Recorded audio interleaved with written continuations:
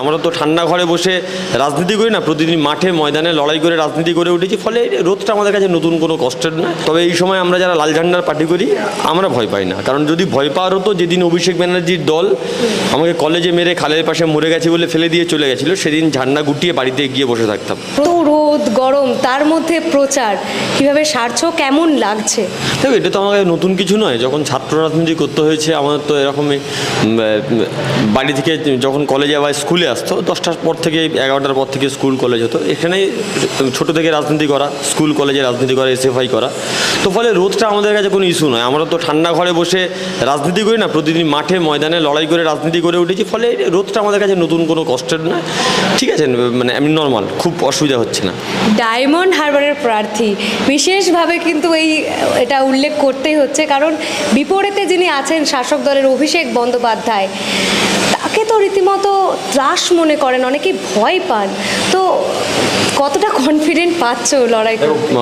কে ভয় পাই জানি না, তবে এই সময় আমরা যারা লাল ঝান্ডার পার্টি করি আমরা ভয় পাই না, কারণ যদি ভয় পাওয়ার হতো, যেদিন অভিষেক ব্যানার্জির দল আমাকে কলেজে মেরে খালের পাশে মরে গেছে বলে ফেলে দিয়ে চলে গেছিলো, সেদিন ঝান্ডা গুটিয়ে বাড়িতে গিয়ে বসে থাকতাম। সেদিনও ভয় পাইনি, আজকেরও ভয় পাবো না। ভয় বলে কোনো শব্দ আমরা লাল ঝান্ডার পার্টি আমাদের ডিকশনারিতে নেই। যদি ভয় পেতাম 2011 সালের পর থেকে তৃণমূল কংগ্রেস যে আক্রমণে আমাদের পার্টির উপরে করেছে, এই পার্টি শেষ হয়ে যেত। শুধু সিপিআইএম পার্টি বলে, লাল ঝান্ডার পার্টি বলে এখনও টিকে আছে, চোখে চোখ রেখে লড়াই করছে, প্রতিদিন মানুষের সমর্থন নিয়ে আসছে। ফলে এটা আমার কাছে কোনো কঠিন লড়াই না, নতুন কোনো লড়াই না, বরঞ্চ আমার কাছে অ্যাডভান্টেজ আছে। উনি বিগত 10 বছরে ওনার সাংসদ এলাকায় কী কী কাজ করেছে, কতবার পার্লামেন্টে ডায়মন্ড হারবার লোকসভা নিয়ে সওয়াল করেছে, সেই প্রশ্ন জনগণ করছে, তার উত্তর তো ওনাকে দিতে হবে। আমার পক্ষে বরঞ্চ অ্যাডভান্টেজ আছে, আমি সেই প্রশ্নগুলো মানুষের সামনে নিয়ে আসছি, মানুষ এই প্রশ্ন তৃণমূল কংগ্রেসের কাছে করছে। এদিকে অভিষেক বন্দ্যোপাধ্যায় তিনি তো বলেন যে তিনি এত কাজ করেছেন ডায়মন্ড হারবারে, দেশের আর কোনো সাংসদ তার সংসদীয় এলাকায় এত কাজ করেন। উনি ডায়মন্ড হারবারের সাংসদ কতবার পার্লামেন্টে গেছেন, উপস্থিতি হার কত একবার জেনে নিই। 15%। তাহলে 15% হার উনি ডায়মন্ড হারবারে, আর 2 হচ্ছে উনি ডায়মন্ড হারবার লোকসভা কেন্দ্র নিয়ে কতবার পার্লামেন্টে সওয়াল হয়েছেন। ডায়মন্ড হারবার লোকসভা কেন্দ্রে আপনি যদি ডায়মন্ড হারবার থেকে ধরেন, ডায়মন্ড হারবার আছে, পাশে ফলতা আছে, ফলতা অবাধ্য বাণিজ্য কেন্দ্র, সেই সময় আমাদের খুব অত্যন্ত প্রিয় সাংসদ আমাদের নেতা শ্রমিক লাহিড়ী অনেক লড়াই করে ফলতা অবাধ বাণিজ্য কেন্দ্র নিয়ে এসছে। 3 শিফটে কাজ হতো এবং অধিকাংশ মহিলারা সেখানে কাজ করতো। আজকে সেই ফলতা অবাধ বাণিজ্য কেন্দ্র প্রায় বন্ধের মুখে, কাজ নেই। অসংখ্য কারখানা ছিল, কারখানাগুলো তৃণমূলের কাটমানির কারণে উঠে গেছে। আপনি বিষ্ণুপুর চত্বরে চলে আসুন, অধিকাংশ কারখানা বন্ধ, ভুতুড়ে বাড়ি হয়ে পড়ে আছে। বজবজ, বাটা, এই চত্বরে যে কারখানাগুলো ছিল, যে চটকলগুলো ছিল, অধিকাংশ ধুঁকছে। তাহলে বেকার যুবকদের কর্মসংস্থানের ব্যবস্থা কি গ্রহণ করলেন? এই ডায়মন্ড হারবার লোকসভা কেন্দ্র থেকে ম্যাক্সিমাম আমাদের জেলার একটা বড় অংশ পরিযায়ী শ্রমিক হয়ে বাইরে কাজ করে। উনি তো আমাদের সাংসদ, পরিযায়ী শ্রমিকদের নিয়ে কী ভাবনা চিন্তা কোনোদিন বলেছেন? ওনার লোকসভা কেন্দ্রে প্রায় 100-150-র উপরে সরকারি স্কুল বন্ধ হয়ে যাচ্ছে, শিক্ষক নেই। ভুতুরে স্কুলগুলো, যে স্কুল আমরা তৈরি করেছিলাম অনেক কষ্ট করে, সেই স্কুলগুলো আজকে ভুতুরে বাড়িতে পরিণত হয়েছে, তৃণমূলের জুয়াখানা, মদ্যপানের আড্ডা হয়েছে।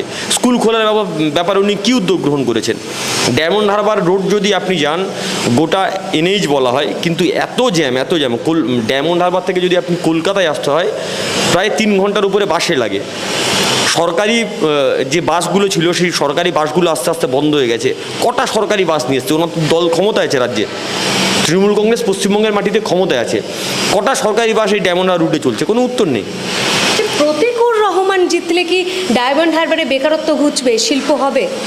প্রতিকুর রহমান উঠলে বেকারত্ব ঘুচবে কিনা বলতে পারছি, গ্যারান্টি দিয়ে বলতে পারছি না। তবে প্রতিকুর রহমান জিতলে পার্লামেন্টে ডায়মন্ড হারবার লোকসভা কেন্দ্রে যারা বেকার যুবকদের কাজ হয়, যে কারখানাগুলো বন্ধ আছে, খোলার দাবিতে সোচ্চার হবে। প্রতিকুর রহমান জিতলে বছর বছর নির্বাচন হবে, সেই নির্বাচনে মানুষ গণতন্ত্রে অংশগ্রহণ করতে পারবে। উনি সাংসদ হওয়ার পরে বিগত 10 বছরে ডায়মন্ড হারবার লোকসভা কেন্দ্রে আপনি ডায়মন্ড হারবার ধরুন, ফলতা ধরুন, বজবজের একটা অংশ ধরুন, বিষ্ণুপুরের একটা অংশ ধরুন, মানে একটা বিস্তীর্ণ অংশে মানুষ 10 বছরে ভোটাধিকারে অংশগ্রহণ করতে পারেনি। মানুষের গণতন্ত্র নেই। মানুষ তৃণমূল বা অভিষেক ব্যানার্জির বিরুদ্ধে যদি কেউ কোনো কথা বলে, হয় বাড়িতে পুলিশ যাবে, না হলে তৃণমূলের গুন্ডা বাহিনী রাত্রেবেলা গিয়ে বাড়ি থেকে তুলে নিয়ে এসে কেস দেবে, আক্রমণ করবে। প্রতিকুর রহমান জিতলে মানুষের গণতান্ত্রিক অধিকার ফেরত পাবে। প্রতিকুর রহমানকে কেন ডায়মন্ড হারবার বাসী ভোট দেবে? কি এমন উন্নয়ন করে ফেলবেন প্রতিকুর রহমান, যেটা অভিষেক বন্দ্যোপাধ্যায় করতে পারেননি? প্রথম কথা হচ্ছে, অভিষেক ব্যানার্জি উনি 10 বছর আছেন সাংসদ। 10 বছরে ডায়মন্ড হারবার মানুষের গণতান্ত্রিক অধিকার শেষ হয়ে গেছে, মানুষের কথা বলার অধিকার নেই। গণতন্ত্র ফেরত আসবে। 2 হচ্ছে বিস্তীর্ণ অংশ কৃষিকাজের উপর নির্ভরশীল এই লোকসভা কেন্দ্রে। তো আমাদের প্রয়াত সংসদ জ্যোতির্ময় বসুর সময় ধরে সেচ ব্যবস্থা সুগম করার জন্য সুতি খালের ব্যবস্থা করা হয়েছিল। সেই ছোট ছোট সুতি খালগুলো এখন তৃণমূল কাটমানি খেয়ে দখল করে তার উপরে বিল্ডিং গোটা দালাল মাটি বানিয়েছে। নিকাশি জলসেচ ব্যবস্থা বিহাল দশা, কৃষিকাজ বন্ধ। 1 ফসলি জমি 3 ফসলি ছিল, সেটা এখন 1 ফসলিতে রূপান্তরিত হয়ে গেছে। ম্যাক্সিমাম মাঠ ফাঁকা পড়ে আছে, ধুধু করছে, কৃষকরা চাষ করছেন না।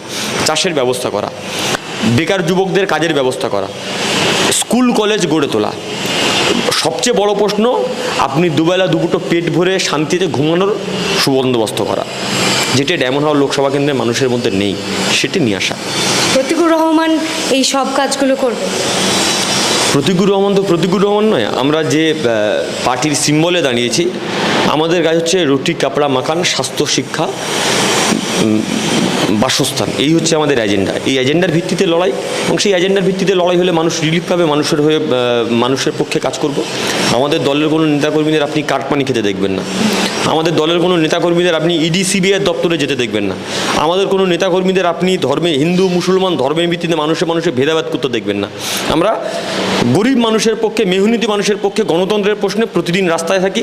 ফলে আমরা যেটা মানে মেহনতি মানুষের পক্ষে কথা বলবো, আমরা যেটা মানে মানুষের গণতন্ত্র সুপ্রতিষ্ঠিত হবে, আমরা যেটা মানে গরিব মানুষের অধিকার সুনিশ্চিত হবে। ছাত্র নেতা থেকে লোকসভার প্রার্থী, এই জার্নিটা ঠিক কিভাবে সম্ভব হলো? আমাদের সিপিআইএম পার্টি বা বামপন্থী রাজনীতি আমরা যারা করি, আমাদের নেতা ছেলেরা নেতা হয় না, খুব কম, খুব রেয়ার। আমার যদি ব্যক্তিগতভাবে আমার বলো, আমার পরিবারে প্রথম আমি রাজনীতিতে এসেছি, প্রথম। এবং আমি ছোটোবেলায় আমার মামার বাড়িতে মানুষ হয়েছি। মামার বাড়ি পুরো কংগ্রেস, পরে তৃণমূল হয়েছে, তার জন্য বহুবার আক্রমণ হয়েছি, বাড়িতেও কথা শুনতে হয়েছে। কিন্তু এটা সিপিআইএম বলে, এই বামপন্থীর লাল ঝান্ডার পার্টি বলে এটা সম্ভব হয়েছে। আমি ওইখান থেকে উঠে, ওই একটা ছোট্ট নিম্ন মধ্যবিত্ত পরিবার থেকে, গরিব পরিবার থেকে উঠে এসে আজকের রাজনীতির আঙিনাতে রাজ্যের এসএফআইয়ের নেতা, আজকের পার্টি আমাকে লোকসভা নির্বাচনে ক্যান্ডিডেট করেছে। এই লড়াইটা আদর্শের লড়াই। ফলে আদর্শের প্রতি যদি অবিচল থাকা যায়, এই দলে সবাই নেতা হয়। সিপিআইএমে নেপোটিজম নেই বলছো? সিপিআইএমের নেপোটিজম নেই। তাহলে যদি হতো, তাহলে বহু বড় বরঞ্চ আমাদের বিরুদ্ধে এই অভিযোগ থাকে, তোমার নেতা ছেলেরা নেতা হচ্ছে না কেন, এই অভিযোগ থাকে। সিপিআইএম এটা নেই। সিপিআইএমে তো আরও একটা অভিযোগ এতদিন উঠতো বৃদ্ধতন্ত্র নিয়ে। এখন দেখা যাচ্ছে ব্যাপক তরুণদের উপস্থিতি, তারা মিছিলেও যেমন হাঁটছে, এবং আমরা দেখছি লোকসভাতেও প্রার্থী হয়েছে, বিধানসভাতেও হয়েছিল। তো এই নিয়েও কিন্তু বিরোধীরা, সিপিআইএমের যারা বিরোধী, বিজেপি প্রশ্ন তুলছে যে কারা গেল। শুভেন্দু অধিকারী বলছেন প্রবীণরা কোথায় গেল, নবীনগুলোকে সব এগিয়ে দিচ্ছে। শুভেন্দু অধিকারী নরেন্দ্র মোদীর দিকে তাকিয়েছেন? কত বছর বয়স জানেন? নরেন্দ্র মোদীর চুল পাকা হয়ে গেলে কেউ প্রশ্ন করবে না, কিন্তু বিমান বসের চুল সাদা হলে প্রশ্ন করবে। মমতা ব্যানার্জির বয়স হলে কেউ প্রশ্ন করবে না, সৌগতদার বয়স হলে কেউ প্রশ্ন করবে না। কিন্তু সিপিআইএমের দিকে এটা আসলে ইন্টেনশনালি বলা হয়। আমরা তখনও বলতাম, এখনও বলি, রবীন্দ্রনাথের ওই ভাষায়, রবীন্দ্রনাথের যদি কবিতার আমি কোট করি, রাতের সব তারারাই আছে দিনের আলোর গভীরে, শুধু দৃষ্টিকোণ লাগে, দেখার জন্য চোখ লাগে। সেই চোখ শুভেন্দুবাবুদের নেই, সেই চোখ বিরোধীদের নেই। বামপন্থীরা প্রতিদিন বাংলার মাটিতে অতীতেও একটা তরুণ প্রজন্মের উপরে ভরসা করতো, এখন নতুন করে আরও বেশি করে করছে। ফলে আমরা শুধু বলছি তরুণ নয়, নবীন প্রবীণ মিশেল নিয়ে একটা রাজনীতির আঙিনাতে আসা, তরুণের তেজ আর প্রবীণের হচ্ছে অভিজ্ঞতা, দুটোকে কাজে লেগে একসঙ্গে লড়াই করার চেষ্টা করছি আমরা। প্রতিকুর রহমান, যাকে বলে মৃত্যুর মুখ থেকে সে ফিরে এসেছে, সেই অভিজ্ঞতাটা আমি জানতে চাইবো। যখন মৃত ভেবে নদীর চর ফেলে দেওয়া হলো, তারপরে কিভাবে ফিরে আসা হলো আবার সেই রাজনীতির আগে? দেখো, এটা একবার হয়নি, একাধিকবার হয়েছে। কলেজে আমি যখন করতাম 2008 সাল, তখন যদিও পশ্চিমবঙ্গে বামপন্থী সরকার আছে, এবং সিপিআইএম পার্টি বা বামপন্থীরা পশ্চিমবঙ্গে ক্ষমতায় আছে, আর একটা কলেজে ঢুকে এসএফআইয়ের জিএসকে আক্রমণ করছে, এই গণতন্ত্র পশ্চিমবঙ্গের মাটিতে ছিল। প্রতিদিন ক্যাম্পাসে তৃণমূলে আসতো, এসে মারধর করতো, বহিরাগত নিয়ে আক্রমণ করতো। কলেজের কেউ করতো না, বহিরাগত নিয়ে আক্রমণ করতো। বহুবার আক্রান্ত হয়েছি। একবার তো বহিরাগতরা এসছে ক্যাম্পাসের মধ্যে, মারতে মারতে টার্গেট ছিল খুন করার। যখন কোনো সাড়া নেই, আমার কোনো সেন্স নেই, আমাকে টানতে নিয়ে কলেজের পাঁচিলে, ওখান থেকে পেছনে খাল ছিল, টানতে খালে গিয়ে খাল পাড়ে ফেলে দিয়েছিল, ভেবে যে মরে গেছে। তার প্রায় ঘন্টা চারেক পরে আমার কর্মী সমর্থক যারা ছিল, আমার বন্ধু যারা ছিল, পার্টি লিডারশিপ যারা ছিল, তারা খুঁজছে। প্রায় ঘন্টা চারেক পরে আমাকে খুঁজে খুঁজে রিকভার করলো যে আমি খালের পাড়ে পড়ে আছি। ঘটনাটা একদম নদী লাগোয়া খাল ছিল, নদীর সঙ্গে সংযুক্ত ছিল। ঘটনাটাকে সেদিন জোয়ার ছিল না বলে আমি বেঁচে গেছি, হয়তো জোয়ার থাকলে হয়তো নদী ভেসেই চলে যেতাম বা দম বন্ধ হয়ে মারা যেতাম। তারপর ওখান থেকে তুলে এনে হসপিটালে ভর্তি করা, সেখান থেকে বেঁচে। দেখো, এটা প্রতিকূল আমার নয়। পশ্চিমবঙ্গের মাটিতে প্রতিদিন এরকম হাজার হাজার বামপন্থী নেতাকর্মীরা যারা মৃত্যুর সঙ্গে পাঞ্জা লড়ে লড়াই করে, কেউ শহীদের মৃত্যুবরণ করেছে, কেউ প্রতিদিন দাঁড়িয়ে লড়াই করছে। এখানে ব্যক্তি প্রতিকূল আমার নয়। আমি যে আদর্শে বিশ্বাস করি, যে ঝান্ডাতে বিশ্বাস করি, যে ঝান্ডা আমি যে স্বপ্ন দেখি যে আমি যখন মারা যাব, আমার ঠান্ডা নিথর শরীর যখন শুয়ে থাকবে, আমার বুকে যেন এই লাল কাপড়টা থাকে। এই জন্য তো আমাদের রাজনীতিতে পাওয়া হচ্ছে এটে। আমাদের রাজনীতিতে কাটমানি পাওয়া আমাদের লক্ষ্য নয়। আমাদের লক্ষ্য হচ্ছে দিনের শেষে যেন এই লাল কাপড়টা বুকের উপরে দেওয়া হয় যখন ঠান্ডা নিথর শরীর শুয়ে থাকবে। ফলে এই লক্ষ্য নিয়ে যারা রাজনীতি করে, তাদের কাছে মরা বা বাঁচা একই ব্যাপার। যে মৃত্যুর সঙ্গে লড়াই করে কি বাম রাজনীতি করার শক্তিটা আরও বেড়েছে? একদমই। শুধু আমি বললাম তো, শুধু আমি না, ওই 8 সালের পর থেকে 11 সালে আমি যখন ছাত্র রাজনীতি করেছি, আমার সঙ্গে আমার সতীর্থ আমাদের সঙ্গে রাজনীতি করতো সৈফুদ্দিন মোল্লা, দক্ষিণ চব্বিশ পরগনায় খুন হয়েছে। আমাদের সঙ্গে রাজনীতি করতো স্বপন কোলে, ক্যাম্পাসের মধ্যে খুন হয়েছে। আমার সঙ্গে একসঙ্গে মিছিলে ছিলাম, একই বাসে ছিলাম, তোমাদের চ্যানেলেই আমি বলেছিলাম, সুদীপ্ত গুপ্ত, আমার চোখের সামনে খুন হয়েছে। ফলে এটা আমাদের কাছে নতুন কোনো ব্যাপার নয়। প্রতিদিন এই খুন, এই মৃত্যু আমাদেরকে নতুন করে সাহস জায়গায়। আসন্ন লোকসভা নির্বাচনে রাজ্যের প্রতিটি প্রান্তে বামফ্রন্ট প্রার্থীদের জয়ী করুন।